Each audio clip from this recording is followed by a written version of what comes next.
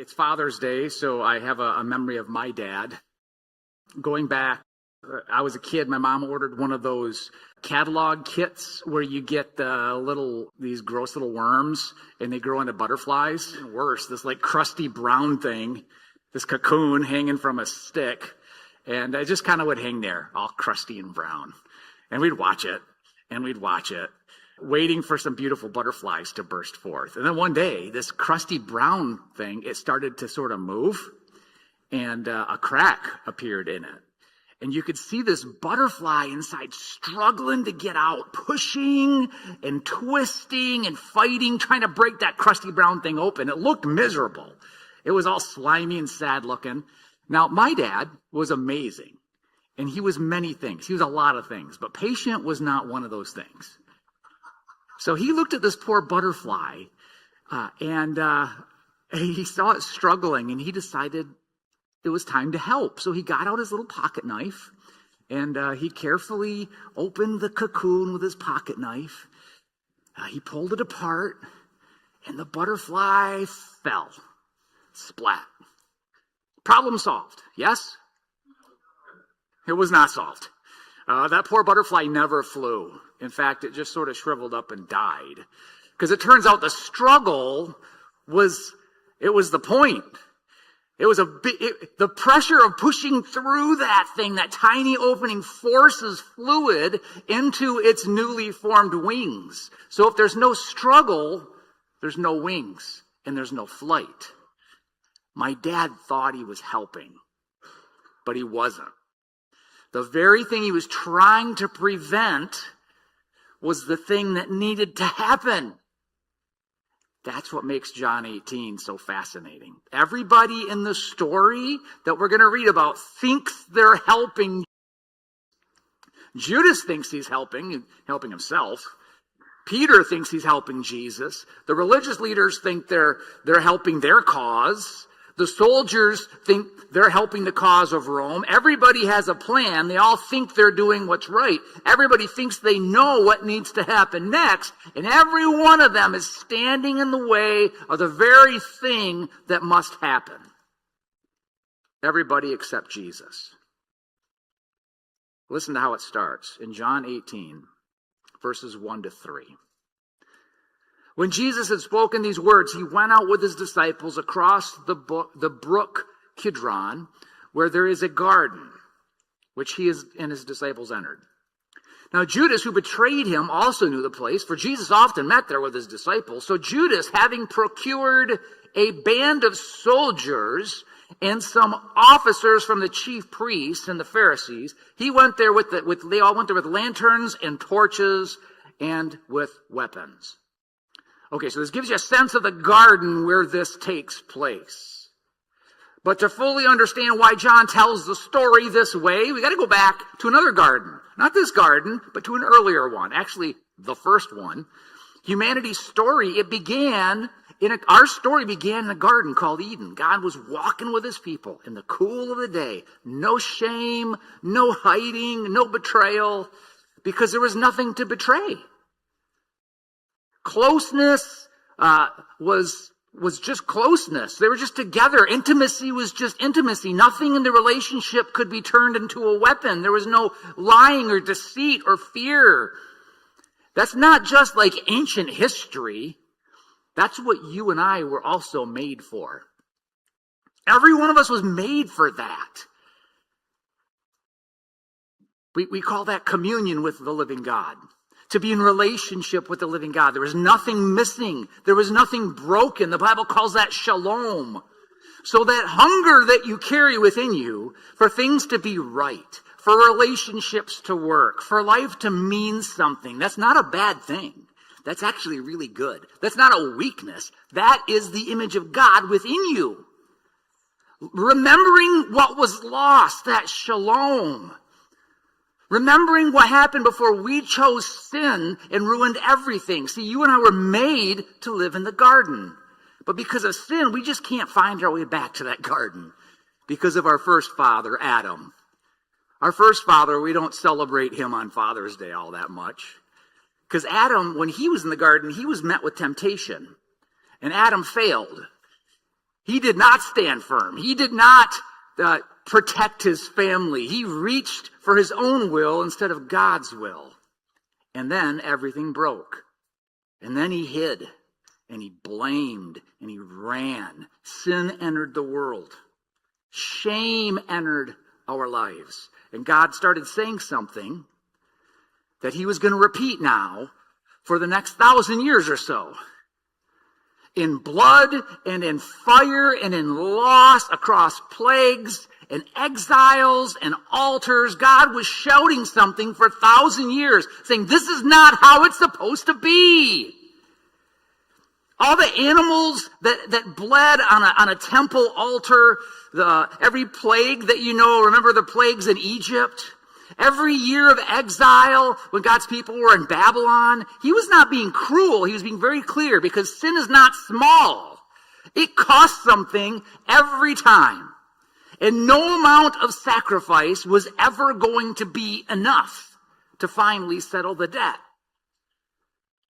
Through all the ritual sacrifices that we read about, all that blood. Remember, you read through the Bible, you get to Leviticus, it's like, oh man, there's just so much blood. All that blood. Through all of it, God was not enjoying any of it. He was trying to teach us something. But nobody was learning. Which, if we're honest, is also the story for most of us. Not just those people in the Old Testament. God teaches us the same lesson. He'll teach it 27 times. And there on the 28th time, we're shocked. Oh, wait, we're supposed to trust God and follow him and obey him? Adam's failure was just the first failure, but it's not the only kind of failure that we're going to read about in this story. Because the Bible began in a garden, humanity fell in a garden, humanity hid in a garden, and now Jesus entered a new garden. Watch what happens now in this garden. This is the first failure of the night. Judas, it says Judas knew the place because he'd been there before with Jesus. Judas, this isn't a stranger. This is someone who had eaten at the table with Jesus. He was very close with Jesus. He was close with the rest of the 12. He heard Jesus preach and teach. He watched him heal people. He called him rabbi or teacher. He had great affection for him. Strangers can't break into your life and do the kind of damage that Judas does. You got to let somebody in first. You have to be vulnerable. You got to give them the key. You got to give somebody refrigerator privileges to be able to come into your life to harm you the way Judas chooses to harm. You hand people your trust. And then they know exactly where to aim because they know you and they know your heart. A stranger can't betray you like that. A stranger doesn't know where you keep all the valuables. It takes someone who's been at your table. It takes someone who knows you. And what we see with Judas inviting these people into the garden to arrest Jesus was an intimacy being weaponized. Familiarity being turned into betrayal. And here Judas, one of the 12, he shows up with this torch-lit mob, soldiers, some religious leaders, with weapons, with lanterns, to arrest the light of the world. And you see on verse 3, it says that he invited a band of soldiers. Scholars kind of argue about the exact number that was meant here with a band of soldiers. Some would say a few dozen. Some say it could be a few hundred. Doesn't matter. Because the real question is that how many showed up.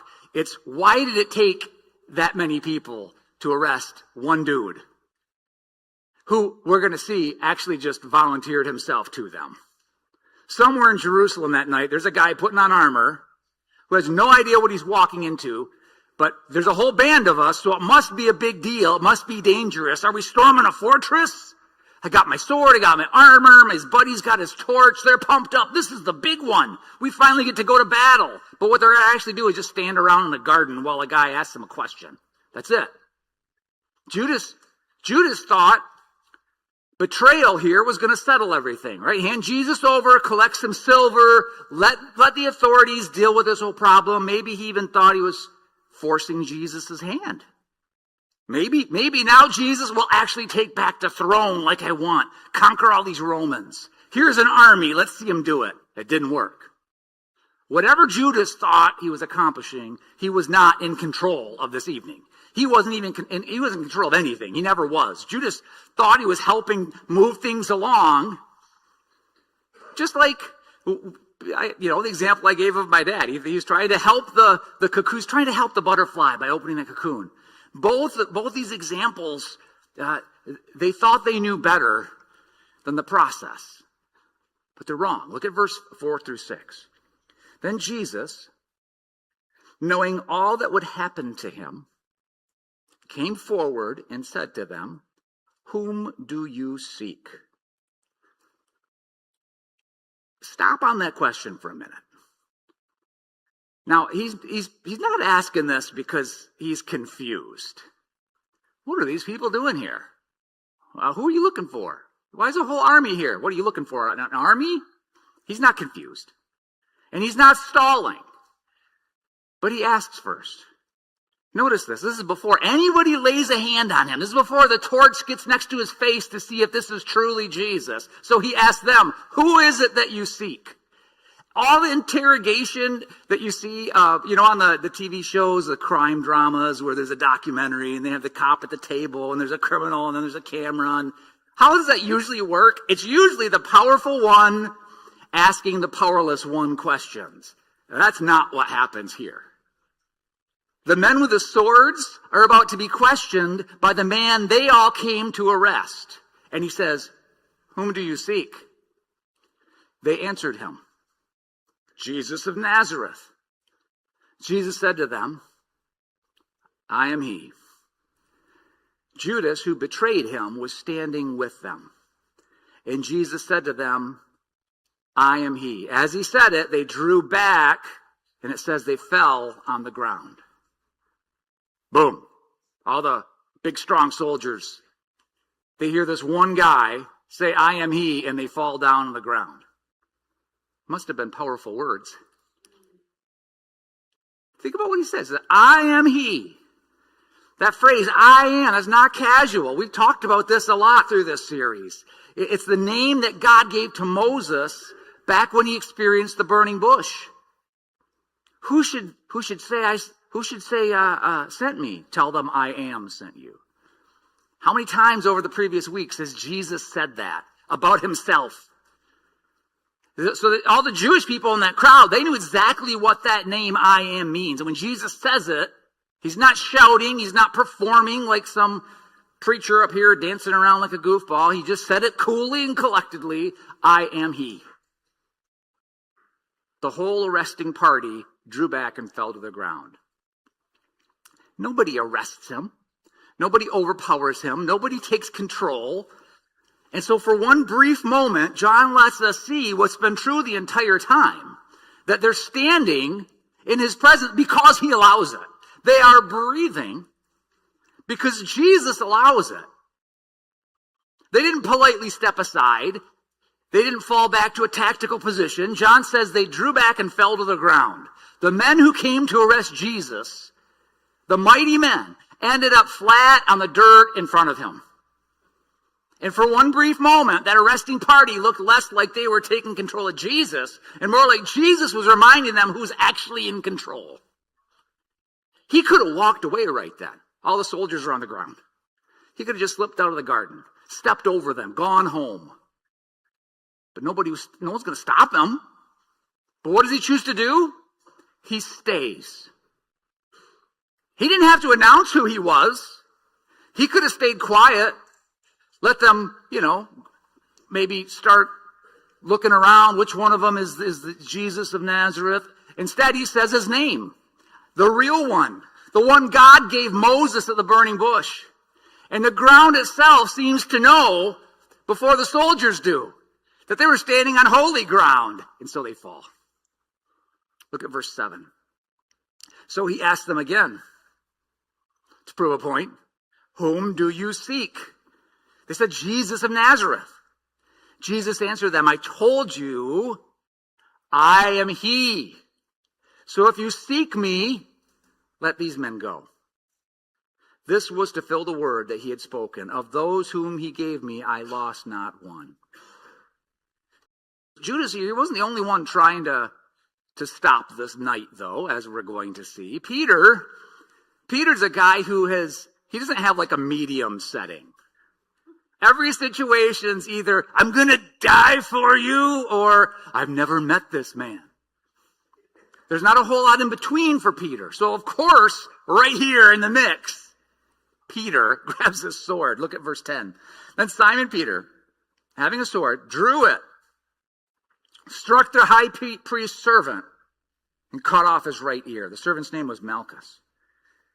Jesus said to Peter, put your sword into its sheath. Shall I not drink the cup that the Father has given me? So Peter sees these guys. Peter sees Jesus saying, it's me, I am he. So Peter grabs his sword, swings it, aiming presumably for one of the dangerous soldiers, hits the high priest's servant, probably wearing his priestly garb, his fancy dress thing, not armed. So Peter ends up getting him. And now that guy's missing an ear. Worst swordsman in the history of the Bible, Peter. Possibly the worst swordsman in human history. And as bad of a swordsman as Peter isn't a villain in this scene. He's not Judas. Judas is the villain in this scene. Peter's not selling anyone out. Peter loves Jesus. He's terrified. He's loyal. And he does the only thing fear and loyalty know how to do, and that's fight. And he's still completely wrong. Peter is my dad with a cocoon. Well-intentioned. He sees something straining, struggling, looking like it's trouble, and every instinct says, fix it now before it's too late. Intervene. He doesn't know that the struggle is the whole point. He doesn't know that the wings only fill out because of the fight, not in spite of it. So he reaches for a sword, the way my dad reached for his jackknife to open that cocoon, trying to rescue something that didn't need rescue. Trying to prevent the very thing that had to happen. Jesus needed to be arrested. Jesus needed to be put on trial. Jesus needed to be mocked and scorned. Jesus needed to be sacrificed on a cross and killed. Peter was trying to stop all of that. You can love Jesus. You can be entirely loyal to him. You can be willing to fight for him and still be totally out of step with what he's actually doing. Totally out of step with the Spirit of God. That's Peter's problem. That's not Judas's problem. That's Peter's problem. Peter's problems, they're actually scarier than Judas's because they don't look like betrayal. They look like devotion. They look like courage. They look like exactly what you'd want from someone who loves you. And Jesus still has to stop him. Put your sword in its sheath. He didn't reward Peter's loyalty. He corrects it. Because the sword was never going to save anyone in that garden. Only the cup was. Put your sword into its sheath. Shall I not drink the cup that the Father has given me? See, here's what Peter doesn't understand yet. He thinks this night is about soldiers and swords. He thinks the danger is standing in front of him with these torches. But Peter's wrong. The real battle of this night was never in the garden with them. It happened earlier in another part of some garden when Jesus was alone. Not a battle against Rome. Not a battle against the temple guards, a battle against a cup that he had every right to set down. The cup. Hours earlier, in another part of the garden, Jesus had sweat blood over this cup. He begged for another way. Father, if it's possible, let this cup pass. Yet, not what I will, but what you will. Jesus says that's not weakness. He's understanding the full weight of what is in this cup. Because that cup doesn't just mean suffering. The cup was divine judgment.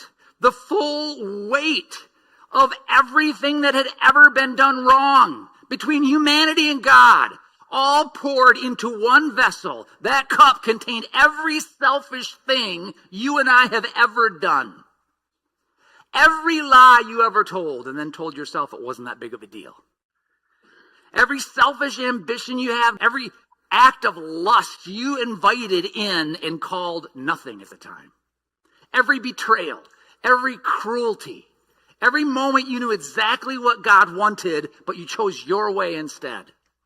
Every time you hurt someone.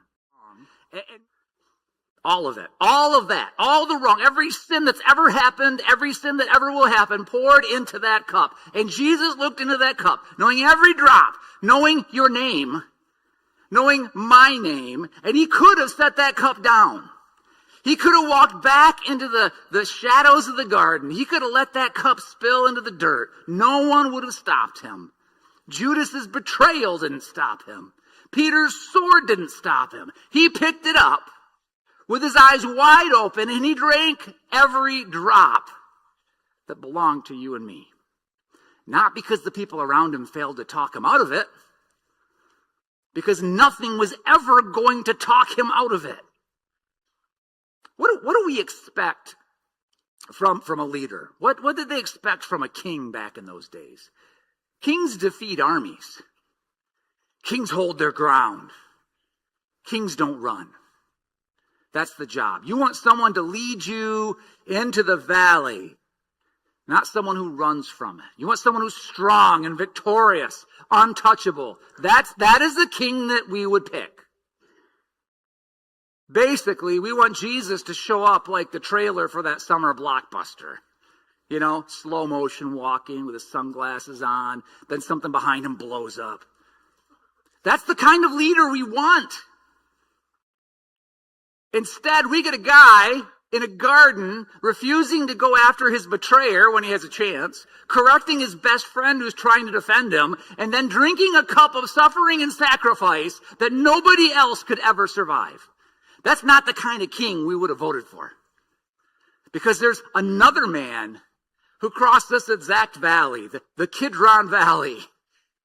And he's not who you'd expect either. There's this other man who crossed that same valley, King David. Going back to 2 Samuel 15. Same Kidron Valley, same type of darkness, same stones under his feet. But David was barefoot.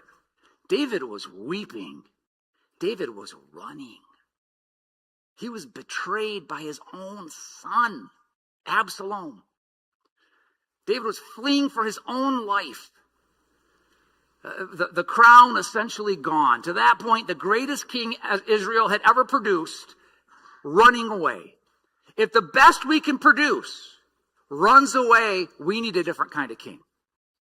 David here, barefoot, weeping, betrayed, fleeing. Jesus, walking towards his betrayer, resolved, in charge. Adam, he failed in the garden. Jesus is finishing his mission here in a garden. Adam hid in the garden. Jesus stepped forward and said, I am he. Adam blamed others. Well, I mean, she did it, and you gave her to me, so. Jesus, instead, protects others, sends his disciples away. Adam reached for his own will, his own desire, but Jesus walked in the Father's will, and he drank the Father's cup. All this happened in the same valley. Completely different kinds of kings, though. Do you see the contrast? So what are you doing in the garden this morning? Are you Judas? Are you using closeness and intimacy as a weapon against somebody else? Maybe you're betraying somebody's trust. Maybe you got hurt and you wanted to get even. Being petty instead of being honest when you know you need to be honest. Taking your toys and going to play somewhere else because you don't get your way. It's still betrayal. It's just a little slower. Not as dramatic as what we just read. Okay, maybe you're not Judas. Maybe you're Peter. Maybe you're swinging your sword in Jesus' name while missing everyone. We still do this. We just don't use swords anymore. When Lucy went to Japan, what did I ask for? A samurai sword. Didn't get my samurai sword. I got some cool stuff, but something about not being able to ship weapons on an airplane, I don't know. We don't do swords anymore, but instead we have arguments with our family. We do it online, on social media. We do it at the ballot box. We tell ourselves we're defending Jesus or we're standing up for the faith when we're really just defending our side. We'll excuse cruelty when our side does it. We'll cry foul when the other side does it, and they do the same thing that we just did. Peter thought a sword in Jesus' name made him faithful. It just made him wrong with a lot of conviction. It's possible to be sincere, to be passionate, to be loyal, to be certain, and to be completely out of step with Jesus. So maybe you're Peter. Maybe you're Adam. Maybe you're hiding. Maybe you're still blaming. Maybe you're denying your sin. Maybe you're running from the sound of God walking toward you. Jesus is still asking the same question he asked this mob who came with the torches. He says, "Whom do you seek?" He's not asking because he doesn't know the answer. He's asking so you and I will answer the question ourselves. Because he already knew your every sin. He knows your every shortcoming. The stuff you don't talk about, that you think nobody knows, oh, he knows. Every reason we deserve to drink that cup of wrath. He knew it all. He's seen us at our worst. And still, he said, I love you. You are mine. I choose you. And no one is going to persuade him away from his mission to rescue you. He loved you too much to leave you in the misery of your sin. That's why Jesus drank that cup. Every selfish ambition, all the shame that you've never said out loud, every time you knew what you wanted and you just took it for yourself, he saw it all, he knows it, and still he walked toward you. Just like he walked toward these soldiers. They came to arrest him and he walks towards them. He was not surprised, he was willing. He was not overpowered, he was being obedient to the Father. He was not a victim, he's a sovereign. Some of you are still in your cocoon. You're still struggling. You're still wondering if God forgot you in there. He did not. Your struggle is never proof that he left you. Sometimes it's the proof that he's still forming something in you that can't be formed any other way but through the struggle you face. If he wouldn't take a shortcut to spare himself out of that struggle, why would you expect him to give you a shortcut? He didn't skip his own struggle and suffering. You don't get to skip yours either. But you knew that. You're not exempt from suffering. You need it the same way that the butterfly needs it. It's making you into who he wants you to be. As crazy as that might sound. But we get just a whiff of that struggle and that suffering, and we get the sword out. He meets you right where you are. He loves you as is, and he loves you too much to leave you where he finds you. He's shaping you through sacrifice and suffering into who he's called you to be. He's calling you into something deeper. Just a few minutes ago, we got to see Kevin, who's being called into something deeper, into a role of leadership, sacrificial leadership of the church. Calling him to something hard. Peter found out the hard way. His sword didn't save Jesus. It only proved he missed the point. Whatever you're swinging at in your own struggle right now, whether you're trying to control things or force your way or get a quick fix or find an exit, it was never going to save you either. The answer to your struggle is never going to be a sword. It's always going to be trust. Peter's sword came from panic. It came from wanting to control this. It didn't come from wisdom. Now I need you to hear me clearly, okay? I'm talking about the places where God is growing your faith. However long that takes, whether it's a season or maybe the rest of your life. I'm not telling you to tolerate abuse or neglect or danger. If you're in harm's way, tell someone. Tell me. Get out of harm's way. That's not recklessly swinging a sword like Peter. That's actually wisdom. But if your struggle is simply the weight of what God is calling you to, the weight of how God is calling you to walk with him in your life, then I'd say stop looking for an early exit and put your sword away. Some of you aren't struggling towards building wings. You're just running. You're running from what God is calling you to. You're running from Jesus himself. So stop running from him and stop running towards sin. Run back, turn around, face Jesus. He's worth pursuing. He's worth the struggle. He's worth the twisting and the fighting, even when it feels miserable. Jesus is worth it. He's the one that stepped forward and said, I am he, and endured everything that followed all the way to a cross in order that you wouldn't have to face that. He's worth it. The shadow is over. The Lamb who takes away the sins of the world, the Lamb has come. He's come. So now we get to come to a table with empty hands and a full cup. Remember, that cup you have, he paid for every drop. Do not pity him. Admire him. Trust him. Cast yourself completely on the one who could have walked away and didn't. Every lamb that bled on the temple altar in the Old Testament was pointing to this moment. Every plague, every exile, every year of waiting. Here's why that word lamb matters so much. Because back in the Exodus, God's people were slaves in Egypt. And the night God freed them, every household needed a lamb. The lamb's blood went on the door frame, and the angel of death passed over every house that had that blood on the doorway. It passed over that house, the angel of death, because something had died. Because a lamb had died as a substitute. And every year after, Israel killed a lamb at Passover to remember that.